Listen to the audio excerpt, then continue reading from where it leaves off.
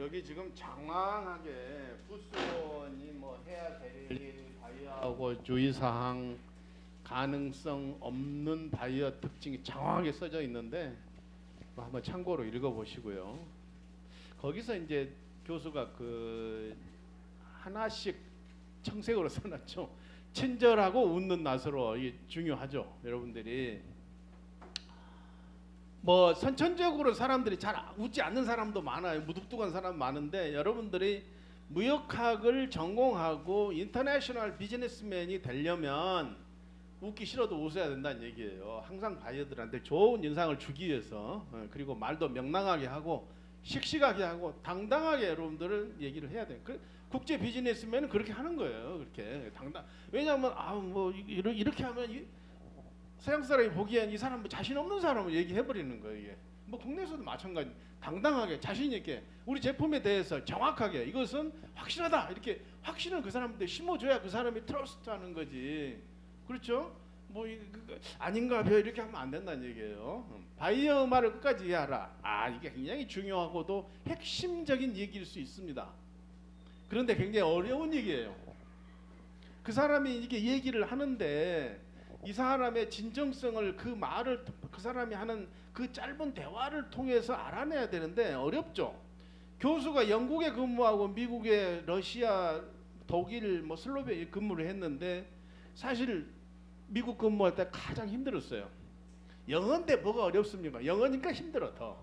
내가 영어로 좀 하잖아요. 나보다 단 2배로 빨리 영어 얘기해 보니까 못 알아듣지. 그리고 미국에 가면은 이상하게 영어하는 사람 많어. 특히 서부 중부 사람들 어때요? 막 말을 뭐 이렇게 롯데 호텔을 뭐라 라리 호텔 막 이런 식으로, 뭐야 이게 뭔 소리야 뭐 이런 식으로 이 말을 잘 알아듣기 어려워. 그리고 내가 좀 특히 전화 받으면 내가 영어로 얘기하면 더 빨리 얘기해 보니까 못 알아들어 볼지. 그러면 여러분들이 뭐 미국 가는 지금 학생이 있는데 그럼 어떻게 할 거냐 이거죠. 근데 이제 우리 회사 사장님은 우리 숭실대 무역학과 학생 왔는데 통역도 좀 잘하고 영어도 이게 많은 기대를 할 건데, 그 솔직하게 얘기할 건 얘기하시고 내가 어느 정도까지 영어를 할 수 있다. 여러분들이 뭐 네이티브 스피커가 아닌데 그건 뭐 당연한 거고, 만약에 이거 중요한 일이다 그러면은 통역 현지에 뭐 가면 통역이 있을 거예요. 그 사람을 통해서 정확하게 그 사람이 뭘 얘기하는지를 알아야 돼. 왜냐 바이어가, 중요한 바이어가 뭐 얘기했는데 정확히 이해가 뭐 예스 해버리면 안 된다 이 말이에요 이게. 그리고 중요한 건 뭐냐, 바이어하고 상담했죠. 그 이제 여러분들 받아 적어, 같이 얘기하면서 받아 적으란 말이에요. 그리고 이제 메모를 했잖아요. 메모를 했으면 하고 나서 다시 한번 그 사람한테 정리를 해줘야 돼. 내가 당신한테 들은 이야기가 이것이 맞냐? 1번, 네가 한국에 언제 나한테 편지 보내기로 했다. 그래, 언제까지? 두 번째, 내가 너한테 언제까지 샘플이나 견적 이스티메이션을 주기로 했다. 언제까지? 세 번째, 다음 전시회가 어디 있는데 너도 온다고 했다. 네 번째, 네가 한국 언제 온다고 했다. 내가 다음에 이 나라에 언제 올게. 이런 중요한 얘기들은 정확하게 써서 확인을 해야 돼. 확인해. 여러분들 혹시 그 외교관이 될 수도 있잖아요. 외교관들은 요새 이제 협상 많이 하잖아요. 요즘 뭐 저기 누구야, 윤석열 대통령이 미국이나 일본에 가면은 가서 뭐 1시간 하고 나서 뭐 공동 성명 발표하고 1시간 해야 거기 되겠어요? 이미 다 장관이나 차관이나 국장들이 다 한 거 정리해가지고 거기서 읽는 거야. 기시다 총리님 뭐 이렇게 합시다. 그러면 그렇게 이미 했던 이야기를 요식적으로 그냥 하는 거예요. 그러니까 거기에 나오지 무슨 그 자리에서 협상하는 거 아니란 말이에요. 응? 그래서 그때 만약에 외교관들은 어떻겠어요? 중요한 얘기를 약속을 했는데 엉뚱하게 해버리면 큰일 나지. 그래서 외교관들은 어떻게 하냐면 이 중요한 이야기를 했으면 반드시 서로 확인을 합니다. 내가 이렇게 얘기하고 또 너를 얘기했다. 이거 확인하고 그 다음에 돌아가서 또 뭘 하느냐, 편지를 보내요. 우리가 그때 얘기한 거 1번, 2번, 3번, 4번 얘기했는데 이거 맞냐? 이렇게 뭘 컨펌 받아야 된다는 얘기예요. 여러분들이 전시회 가서도 바이어 중요한 바이어를 만나서 이러한 약속을 했으면 돌아와가지고 니하고 나하고 이런 이야기 했지 맞냐? 이렇게 꼭 확인을 하는 게 굉장히 중요해요. 나중에 여러분들이 해외 주재원으로 첫 시간에 주재원 얘기했잖아요. 주재원으로 나가면 그렇게 할 일들이 많아요, 정말. 그랬을 때 그 주재원으로 나가서 바이어나 상대방을 만나서 그 중요한 딜을 할 때는 꼭 그런 절차를 여러분들이 거쳐서 확인을 해야 한다는 게 굉장히 중요합니다. 그 다음에 이제 개도국 같은데 아니 선진국도 마찬가지예요. 그래서 독일에서 하는 전시회인데 어떤 이란 바이어가 와가지고 내가 이란에서 특별히 왔는데 한국에 지금 방문하고 싶다 그러면 이 친구 정말 진짜 바이어인가 보다 이렇게 생각할 수도 있는데 가짜일 수도 있다. 실제 내 친구가 겪은 거예요. 거의 중동의 무슨 전시회에서 만났대. 그랬는데 한국에 온다고 그래서 이제 그러면 그 대부분의 개도국은 한국에서 초청장을 인비테이션 레터를 보내줘야 돼요. 보내줬어. 그래갖고 이제 그 친구 온다고 인천공항에 나갔어. 안 나와. 사람이 어디 가버렸어. 도망가 버렸어. 그러니까 한국의 그런 일리갈 스테이를 하기 위해서 초청장을 받으려고 온 사람도 있다. 그런 걸 여러분들이 특히 개도국 사람들은 조심해야 돼요. 그런다고 해서 크게 자기 책임질 일은 별로 없는데 자꾸 이건 법무부에 전화하고 그러면 기분 나쁘지.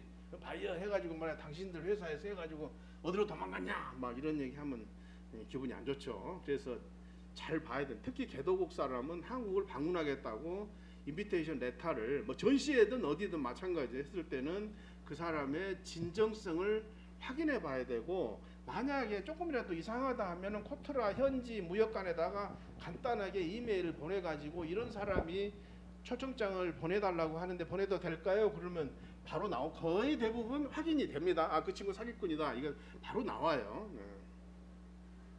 전시회장에서는 바이어하고 상담할 때 이런 상담 일지를 작성을 합니다. 전시회뿐만 아니고 모든 무역 상담에서 이런 걸 하고 명함도 옆에다 붙이고 해가지고 거기다 이제 메모한 걸 여기다 적는 거죠. 이런 양식들을 대부분 무역회사들은 다 가지고 있습니다. 그렇게 해야 잊어버리지 않으니까. 생각해 보세요.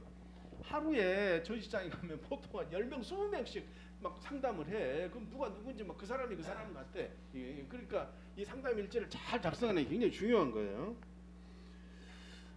부수요원의 상담 기법 및 자세. 여기 이 사진이 지금 여러분 선배 열심히 막 하고 있어요.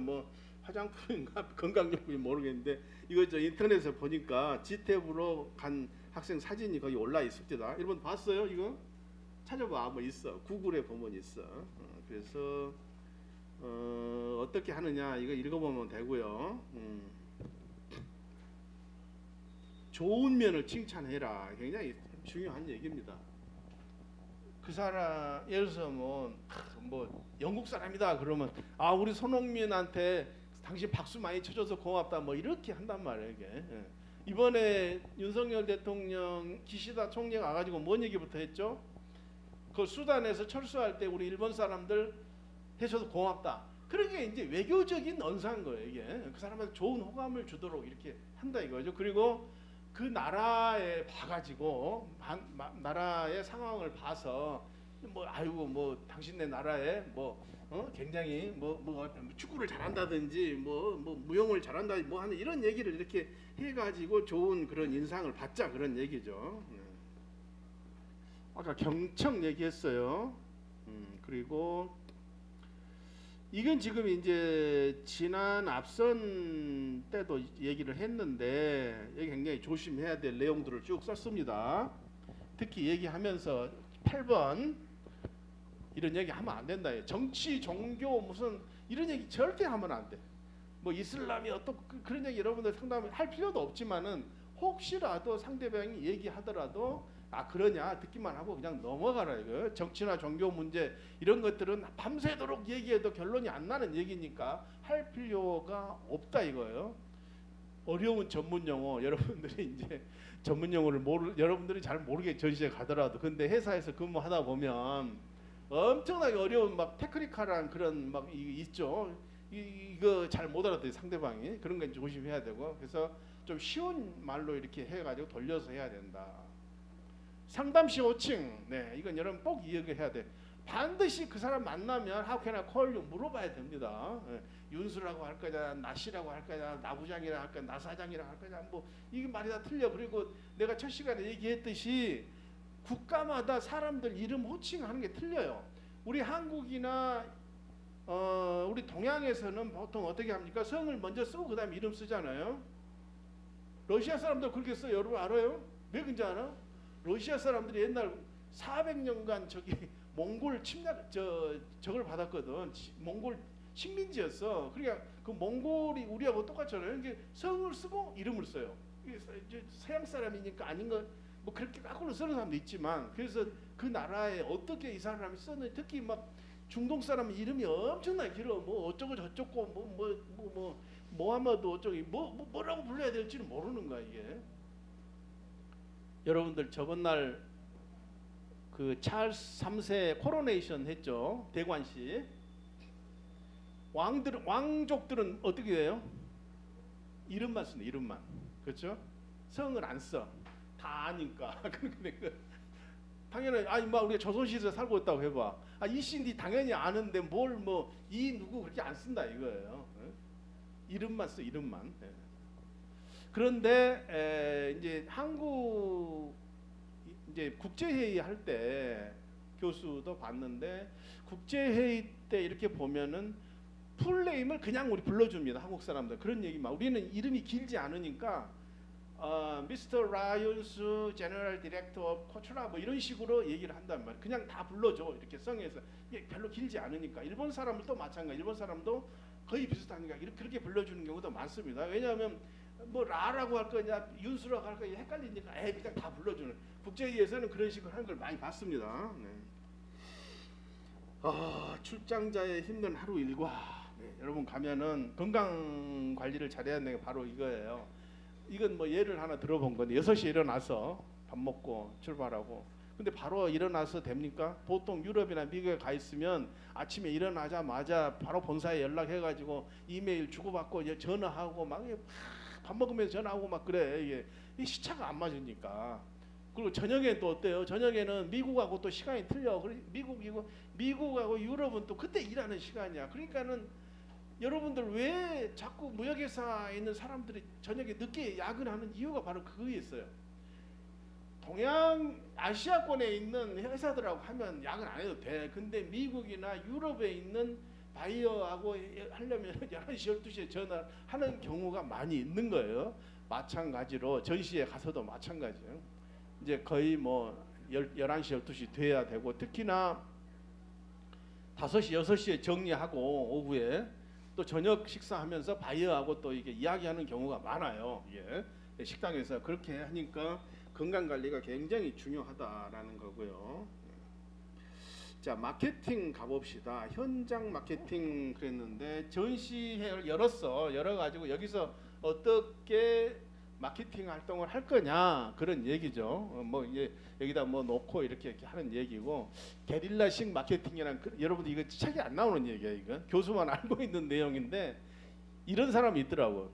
전시에 가가지고 예를 들어서 뭐 스포츠 용품이다 아니면 전자제품이다 하면은 우리 중소기업은 조그맣게 지금 하고 있잖아요. 근데 내 꼭 뭐 바이어한테 좀 보여주고 싶어. 그런데 큰 전시장이면 정말 좋은 바이어가 우리 전시 부스에 안 와.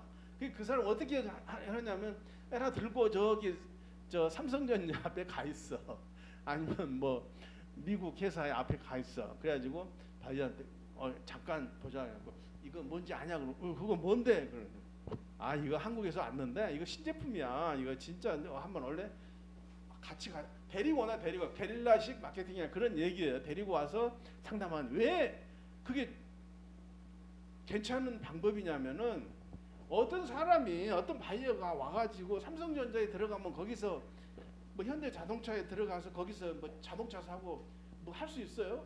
안 되지. 이미 다 딜러들이 다 있는데. 그냥 큰 회사들은, 대기업들은 홍보하기 위해서 가는 것이지 거기서 무슨 바이어를 찾아가, 그거 아니야. 그러니까 가서 보기는 했는데 뭐 아이고 오셨어요, 뭐 감사합니다 하고 끝난다 이거지. 그러니까 그런 사람들을 잡아가지고 우리 부스로 데리고 온다. 그런 것도 하나의 방법이더라 이거죠. 네.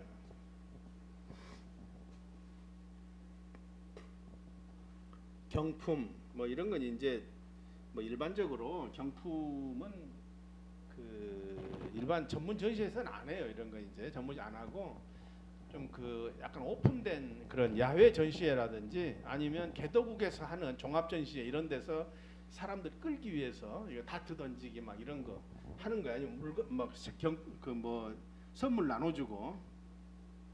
옛날에 그 아주 뭐 지금도 비슷할 겁니다. 개도국에서 이제 전시회를 하면은 한국관 이렇게 만들잖아요. 그러면 포트라에서 쇼핑백 이런 좋은 걸 이런 거 만들어요. 한 1만 개 막 이렇게 만들어서 가지고 가득 싣고 가. 그러면 계속 막 나눠주지. 사람들이 그거 받으려고 막 몇십 메터 줄 서 있고 막 그래. 개도국에 가면 그래요. 뭐 지금은 근데 전문 전시회는 그런 게 별로 없다 이거죠. 시연회란 건 뭐예요? 데몬스트레이션은 실제로 이게 작동되는지. 이 사진은 교수가 직접 찍은 사진인데 갤럭시 플립이 나왔을 때 거기서 그 알바생들이 뭐 이게 뭐 플립 갖고 있어요 여러분. 교수랑 갖고 있는데 그거 보면은 뭐 그림 그리고 막 그런 거 있죠. 그거 하는 거 지금 여기서 시연해주고 있는 거예요 이게. 네.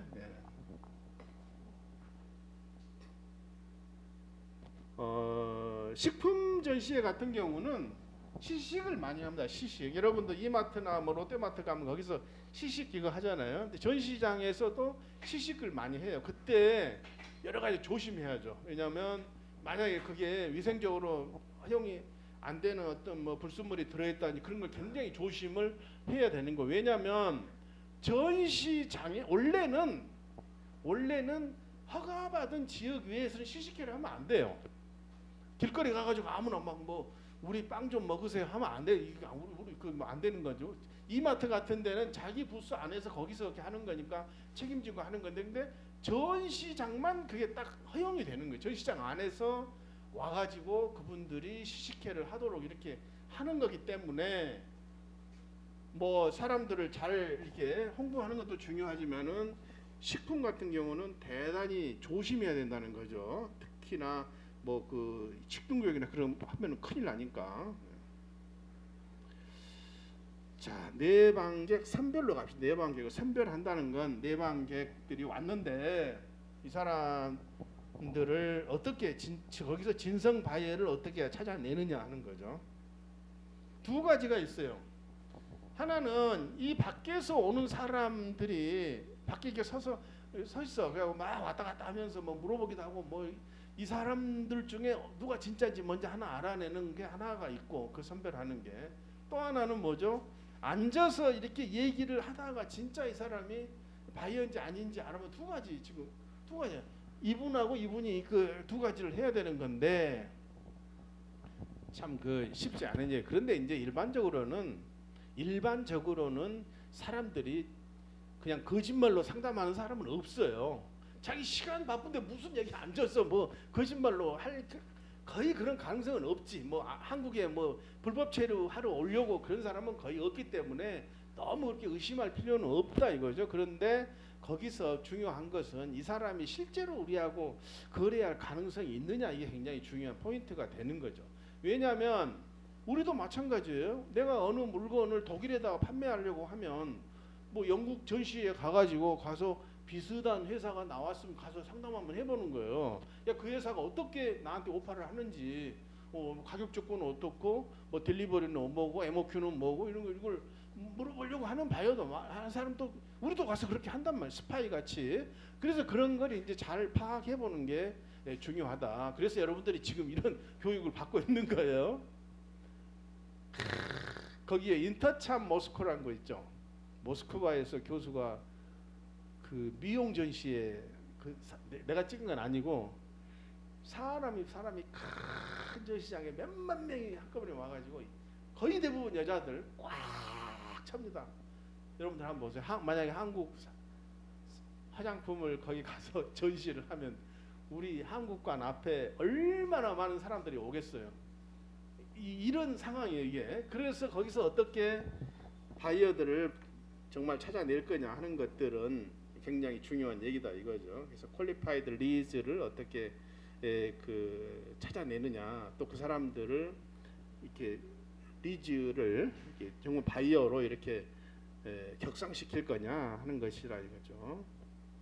상담 진행 단계 했는데 이건 뭐 어느 교재에 나온 걸 교수가 좀 해놓은 거예요. 영어로 뭐 이렇게 물어보는 건데 뭐 이런 얘기로 해가지고 오는 사람한테 물어본다 그런 얘기고요. 그리고 아이스 브레이크요. 그 다음에 등급화. 보통 이제 바이어를 했으면 등급화라는 게 A, B, C 세 가지로 보통 합니다. 그러니까 실제로 그렇게 해요. 그래서 C 등급은 그냥 이름만 적어 놓은 거 이게 C 등급이고, B 등급은 상당히 이 친구 정말 할만하네 이런 거고, A 등급은 정말로 곧 가서 뭐 오다 하겠다 뭐 이런 정도인데, 실제 전시회에서도 우리나라 제품이 A 등급으로 막 그날에서 그날 막 주문하는 거의 없어. 소매상이 와가지고 하나 주문하는 거 왜 그러냐면 그런 식으로 한두 개 그냥 바로 오다를 한 컨테이너 두 컨테이너 그런 오다 하던 시대는 다 지나갔어. 지나갔. 왜? 우리나라 메이드 인 코리아 제품은 그렇게 간단하게 할 수 있는 건 이미 가격 경쟁력이 없기 때문에. 근데 이제 우리나라 중소기업들이 이렇게 할 수는 있어요. 한국에 본사가 있고 베트남이나 중국에 공장이 있어가지고 그걸 가지고 전시 가서 할 때는 그게 가능한 얘기인데, 우리나라에서 만든 제품들은, 우리 한국에서 만든 제품들은 우선은 시간이 오래 걸리는 거예요. 이게. 생각해 보세요. 전자제품 뭐 새로 나온 전기 제품이다 그러면 인증도 받아야지 뭐도 해야지. 그거 하려면 중국의 화장품 어떤 줄 알아요? 우리나라 화장품 회사 지금 화장품 관련 회사가 1만 개가 넘습니다. 그 회사들이 중국에 수출을 하는데 중국에 실제 인증을 받고 들어간 회사는 얼마 안 돼요. 절반 이상이 대부분이 그냥 인증 없이 그냥 가버립니다. 이렇게 보따리 장사식으로. 정식으로 하려면 어떻게, 중국에 위생허가 받는 1년 걸려 1년. 그게 어떻게 되겠어요? 한국에서 가면은 1년 걸리는데 그게 그 자리에서 뭐 오다 받는다는 건 어렵죠. 그렇더라도 A, B, C 등급으로 해가지고, C 등급이라 해도 여러분들 그냥 저거 하면 안 돼. 그냥 무시하면 안 돼. 왜? 그 C 등급 중에서 1년, 2년 후에 진짜 오더한다고 전화 온 사람이 있다니까요. 전혀 관심 없이 그냥 명함만 탁 던지고 간 사람도 1년, 2년 후에 오더한다고 전화가 올 수가 있다는 걸 여러분들 생각을 하고 있어야 돼요. 그 사람이 이메일 왔는데 이 사람 누구야 해버리면 안 된다 이거죠. 그래서 특히 그러니까 그런 관심이 별로 없을 것 같은 사람들도 그 데이터베이스는 꼭 유지를 하고 있어라. 그런 얘기입니다. 버리지 말고. 접견 자세, 뭘 알아야 되느냐, 뭘 알아야 돼. 특히 이제 연락처가 굉장히 중요하겠죠. 여러분들도 뭐 지금 여기 숭실대 들어올 때도 개인정보 뭐 다 동의사 다 하고 했죠. 우리만 그런 거 아니에요. 미국도 다 그래. 미국에 뭐 이렇게 뭐 비자 뭐 아니면 뭐 미국에 뭐 신청하는 게 있잖아요. 굉장히 여기도 까다롭습니다. 옛날에는 다 그냥 막 오픈했어. 근데 지금은 무지무지하게 까다로워. 우리나라만 그런 거 아니다. 일본도 다 마찬가지죠. 전부 다. 그래서 이 내방객 정보를 우리가 알아내는데 그 사람 눈치 있게 싹 보면서 최소한 그 사람의 성명, 지체, 회사명, 뭐 이메일 정도는 알아내는 게 굉장히 중요하겠죠. 그리고 내가 이메일 보내도 되겠지 하고 이렇게 물어봐요. 막 전화하고 왔는데 싫어하는 사람도 있단 말이에요. 일본 같은 데는 명함도 안 줍니다. 일본 사람들 웬만하면은 핸드폰 번호 안 알려줘요. 웬만하면. 특히 회사에 근무하는 코트라 직원들도 어떤지 압니까? 옛날에는 코트라 홈페이지에 코트라 직원들 이름이 다 나와 있었어요.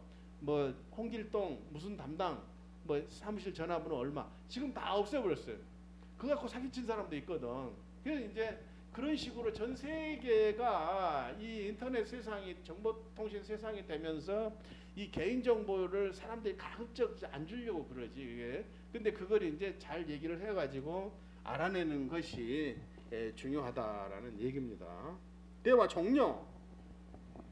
왜냐하면 어떤 사람들 보면 그래.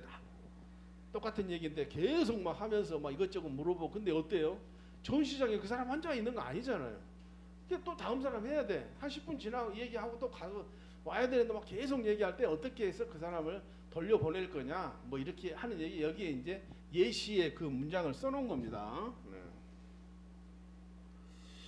정보 수집 기법 의사결정이 중요하다는 얘기죠. 예, 넘어가고요. 등급화 방법 어떻게 등급화하느냐 질문서를 사전에 말해 준비하는 게 중요해요. 그러니까 그 뭘 물어볼지 그 사람한테 이거 좀 가지고 있어요. 그냥 중구난방으로 물어볼 게 아니라 내가 저 사람한테 뭐를 물어봐야 알아내야 되겠다는 걸 좀 질문지를 가지고 있는 거 중요하다. 등급화 과정 넘어가고요.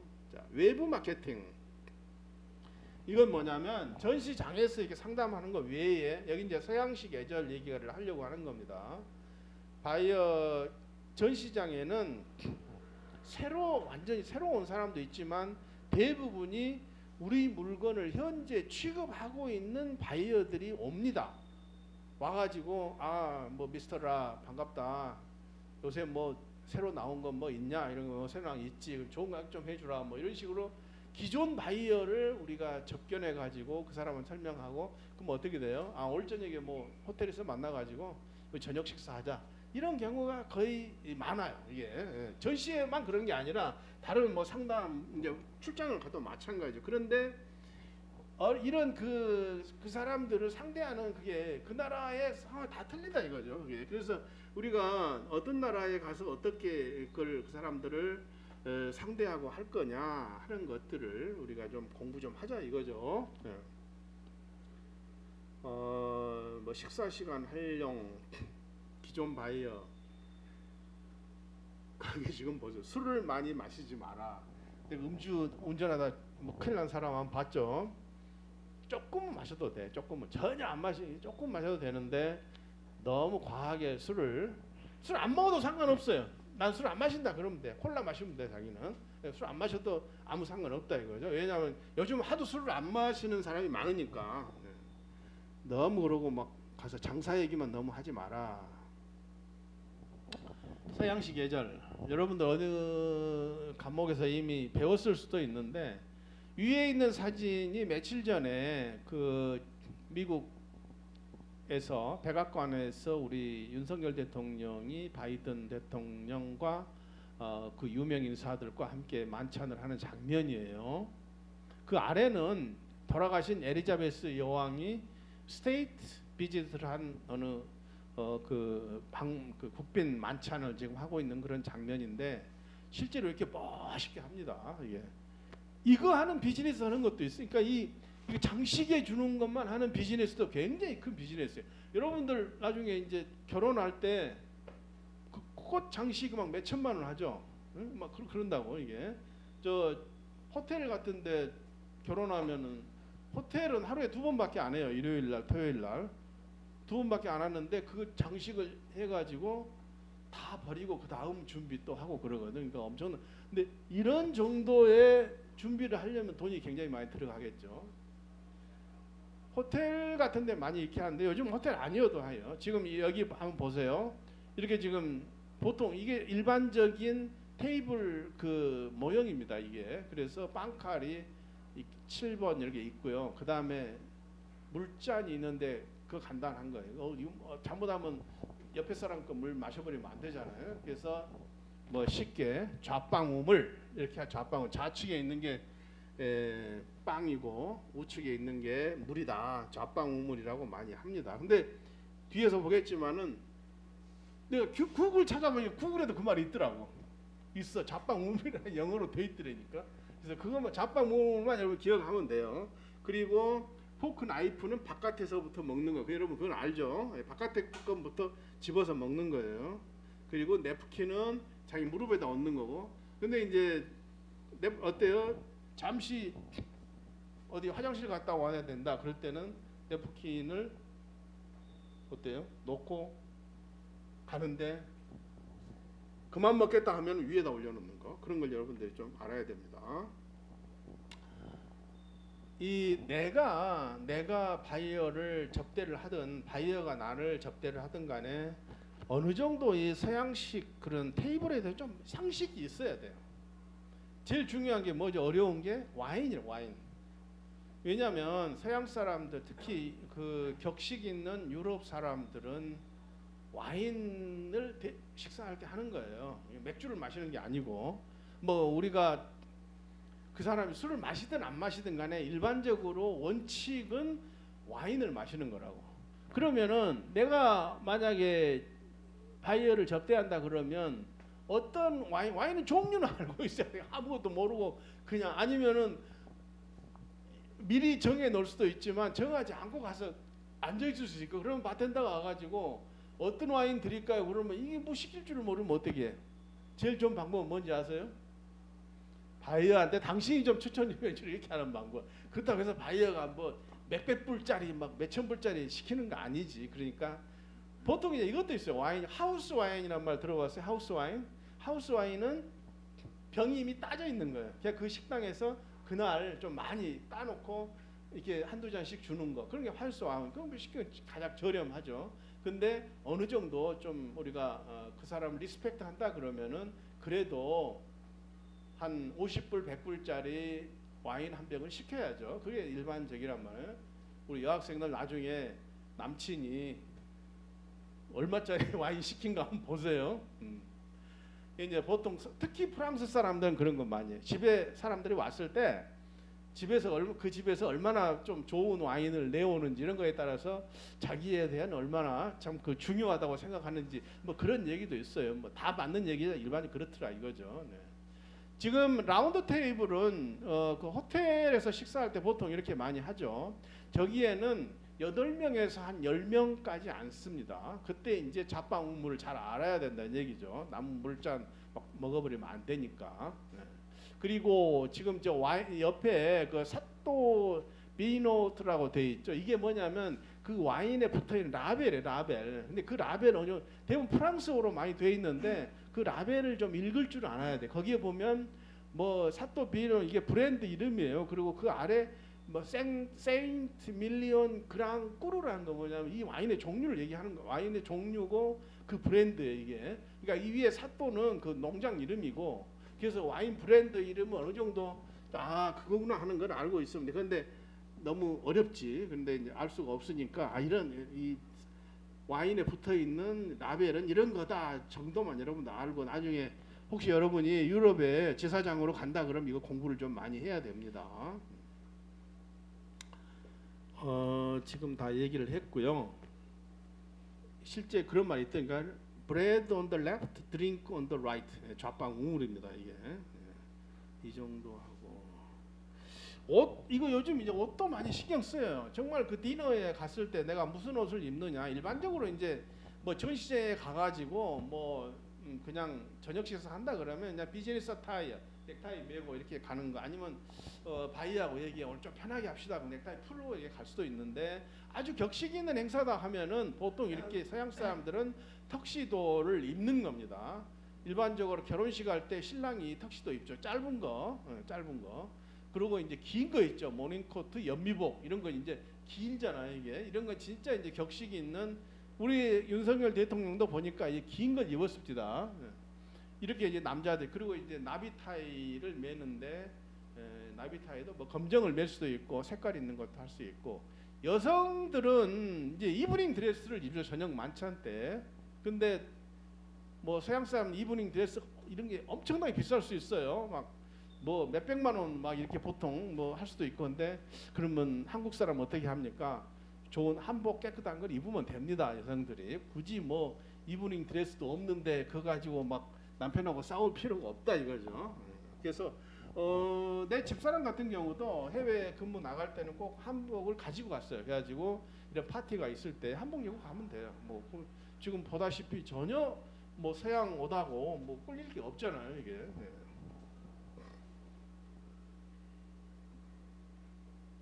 경쟁업체 체크 포인트 좀 알 필요가 있다. 네트워킹 행사, 이건 뭐냐면 전시회가 열리면은 막 칸퍼런스 저녁에 또 막 행사도 하고 그래요. 그때 거기 가가지고 물론 힘들긴 하지만은 가서 뭐라고 하는 건지 그런 것도 봐야 된다. 사후관리는 갔다 와서 뭐 사후 관리 그 말 문자 그대로 사후 관리예요.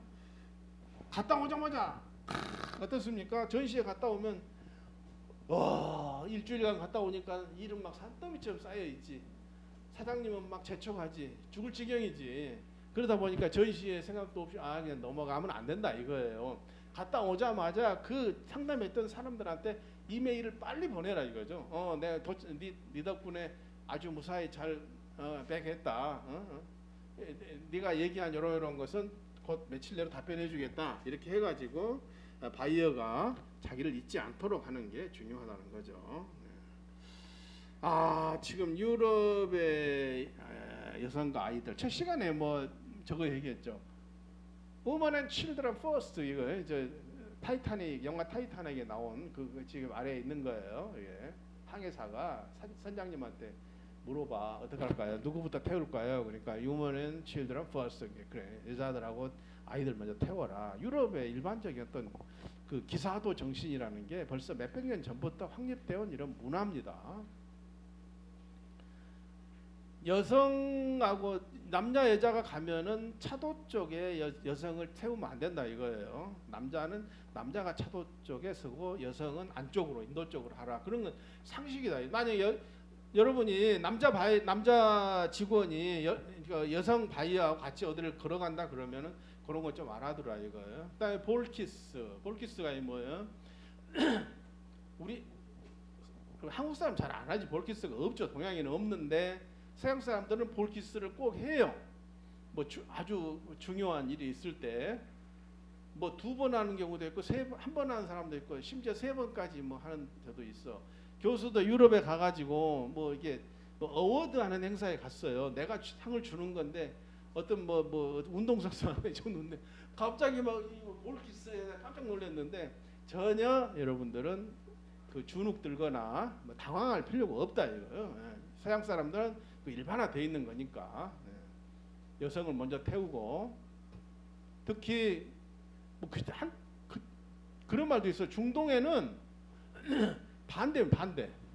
남자가 먼저 타고 여성을 태운다. 왜냐하면 막 뭐 여성 납치하는 그런 게 있다고 그런 으시시한 얘기했는데 지금은 별로 없는데 그런 게 있어요. 그거 내릴 때도 여자가 먼저 내리고 남자가 나중에 내리고 그런 건데 원래는 여성이 먼저 태우고 문 열어주고 들어가게 해야 된다. 그리고 위에 문 열어주는 거 이거 조심해야 됩니다. 한국 사람 이거 잘 습관이 안 되는데 반드시 뒤에 누구 오면은 남자든 여자든 갈 때 꼭 문 열어주는 그런 예의는 있어야 되고요.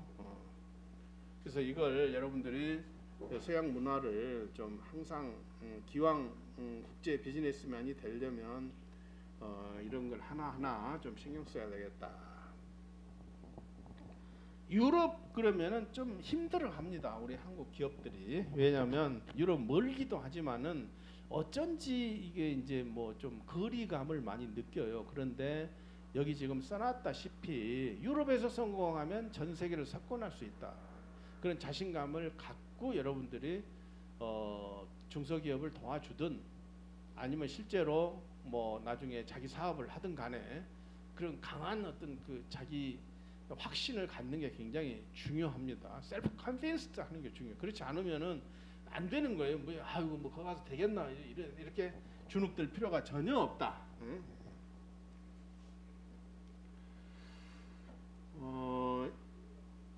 요 얘기 하나 해주고 끝낼게요. 여러분들 그 저거 알아요? 백조왕자라는 백조왕자 동화 알죠? 안데르센의 백조왕자. 백조 뭐 12마리인가 8마리가 자기 공주 동생을 태우고 뭐 날아간다 그러잖아요. 근데 이게 한국에서는 백조나 오리가 조금만 하잖아. 큰 거 못 봤죠. 근데 교수가 가보니까 독일 갔는데 골프 치러 갔는데 거기에 이제 뭐 호수가 있을 때다. 저렇게 큰 진짜 백조가 있더라니까. 사람만큼만 백조가 해가지고 날아가는데 막 이렇게 날아가 이렇게 어마어마하게 저거 한 몇 마리면 진짜 사람 하나 태우고 가겠더라고.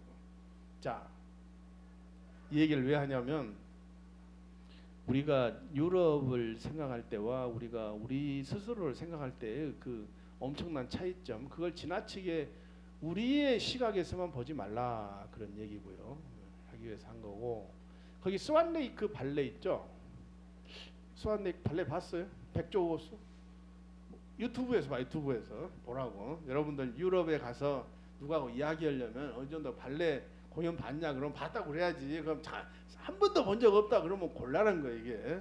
그래서 스완레이크 공연은 좀 여러분들 보시라 해서 거기 해놨습니다. 네. 여러분 볼까요? 조금만. 트러블? 딥클린 되지 않아서. 뉴트리지나 딥클린. 스완레이크는 러시아의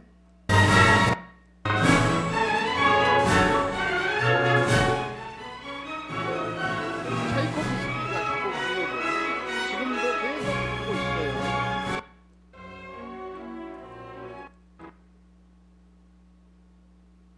이것만 보고 끝냅시다.